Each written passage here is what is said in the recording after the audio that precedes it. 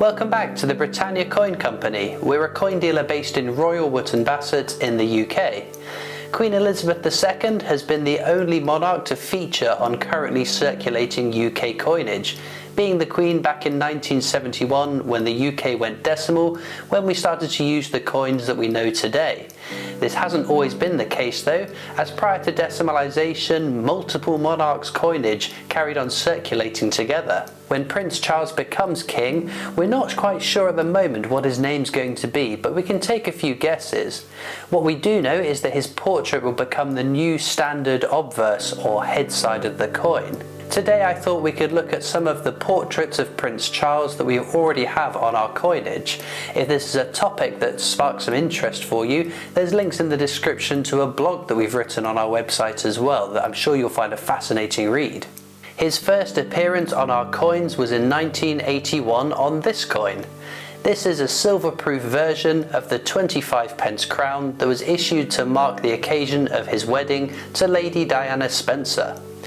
The coin was designed by Philip Nathan, who would also go on to design a number of coins, most notable the definitive standing Britannia on the popular investment coin, which we've previously made a video on in the past.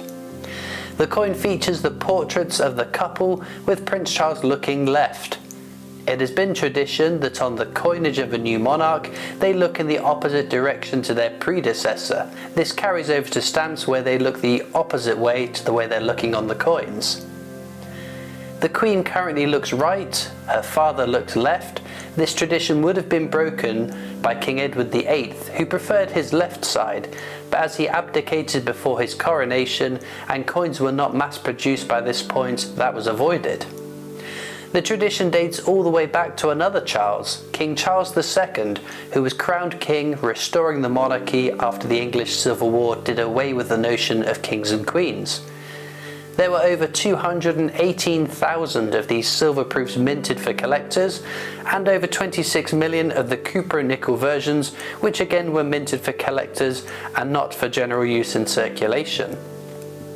Prince Charles is then absent for 17 years until this £5 crown coin, which marked his 50th birthday in 1998.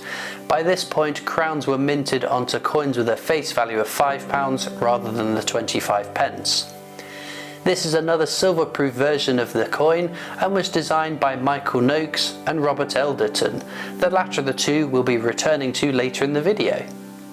This coin celebrated not just the Prince's birthday, but also his charity, the Prince's Trust, which supports 11 to 30-year-olds who are unemployed and those struggling at school and at risk of exclusion. Prince Charles became the longest-serving heir apparent in April of 2011, having been second in line to the throne since the accession of his mother, Queen Elizabeth II, to the throne when he was only 3 years old. The previous longest heir apparent was his great-great-grandfather, who would become King Edward VII after the death of his mother, Queen Victoria. King Edward is his regnal name though, being christened Albert Edward, taking his second name when he became king. There has always been a similar question with Prince Charles, for when he becomes king, he could become King Charles III.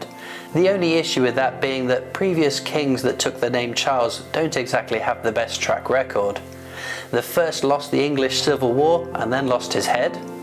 The second, although restored the monarchy, had Catholic sympathies which would go on to dog the monarchy in the past.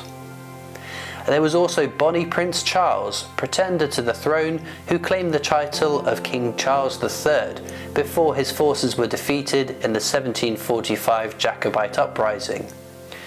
Given that Prince Charles's full name is Charles Philip Arthur George, perhaps he'll be King Philip or King Arthur, which I would definitely choose, but what's been long held as a safe favourite is that he will become King George VII. Given the amount of time we've known him as Prince Charles though, that will definitely take a bit of time for us to adjust to. Of this silver proof, over 13,000 were minted and there were over 1.4 million of the cupro nickel versions. We roll on another 10 years for this £5 crown to mark the Prince's 60th birthday now. This coin was created by Ian Rank Broadley, the same designer of the Queen's fourth portrait, which also features on the obverse of this coin. Again we see Prince Charles's portrait looking right as his mother does on coins. By this point the prince had remarried to Camilla, now Camilla the Duchess of Cornwall. They married 3 years prior to this coin being released. Camilla has been a controversial figure, but one that the public has warmed to in recent times after many years of effort and the enlisting of a public relations executive to turn public opinion to be more favourable towards her. Their wedding was a civil ceremony, one would assume to avoid potential controversy of a future Supreme Governor of the Church of England divorced himself marrying a divorcee.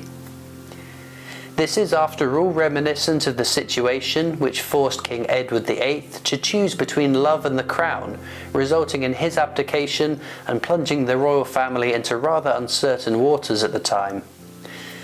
But that was almost 70 years before Prince Charles remarried though, and society is not quite as rigid as it used to be in the 1930s though.